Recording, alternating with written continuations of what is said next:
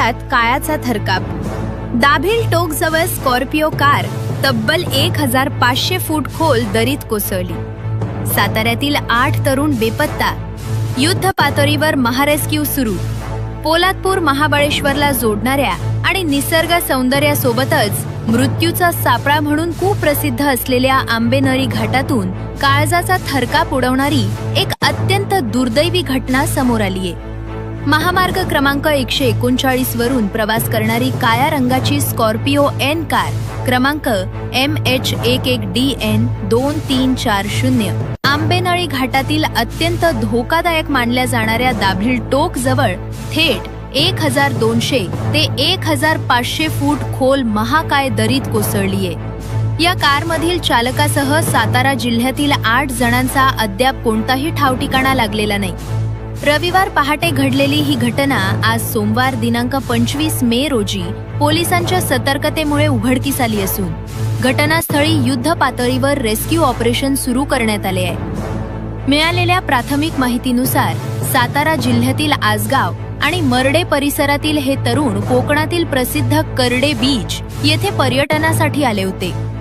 समुद्र किनाऱ्यावरील पर्यटनाचा आनंद लुटून सर्वजण स्कॉर्पिओ कारनं आंबेनळी घाटातून साताऱ्याच्या दिशेनं परतत होते।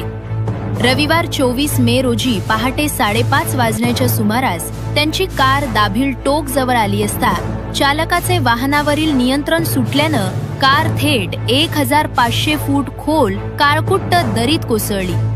रविवार पहाटेपासून गाडीतील एकाही तरुणाचा मोबाईल लागत नसल्यानं आणि कोणाशीही संपर्क होत नसल्यानं साताऱ्यातील त्यांच्या कुटुंबियांनी तात्काळ पोलिसांशी संपर्क साधला।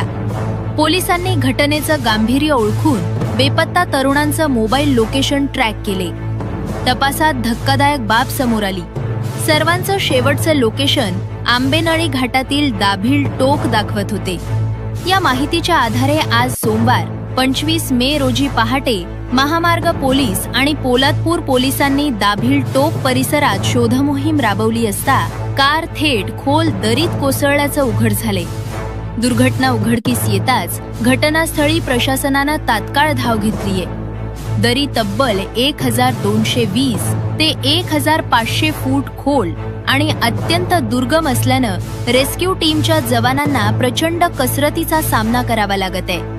सध्या घटनास्थळी पोलादपूर पोलीस, महामार्ग वाहतूक पोलीस, पोलादपूर तहसीलदार व कर्मचारी, Pratapgad search and rescue team, Mahabaleshwar trekkers आणि सीस्केप महाडचं जांबाज जवान जीवाची पर्वा न करता दोरखंडाच्या साह्यानं या महाकाय दरीत उतरले आहेत। दरीमध्ये दाट धुके, कडेकपारीची दुर्गम रचना आणि प्रचंड खोली असल्यानं कार नेमकी कुठं स्थिरावलीये याचा अंदाज घेण्यास कमालीचे अडथळे येत आहेत। कारमधील प्रवाशांची सद्यस्थिती काय आहे याबाबत प्रशासनाकडून अद्याप कोणतीही अधिकृत घोषणा करण्यात आलेली नाही। मात्र या धक्कादायक बातमीमुळे सातारा आणि रायगड जिल्ह्यात प्रचंड खळबळ उडाली असून आसगाव मर्डे गावांवर शोककळा पसरलीये।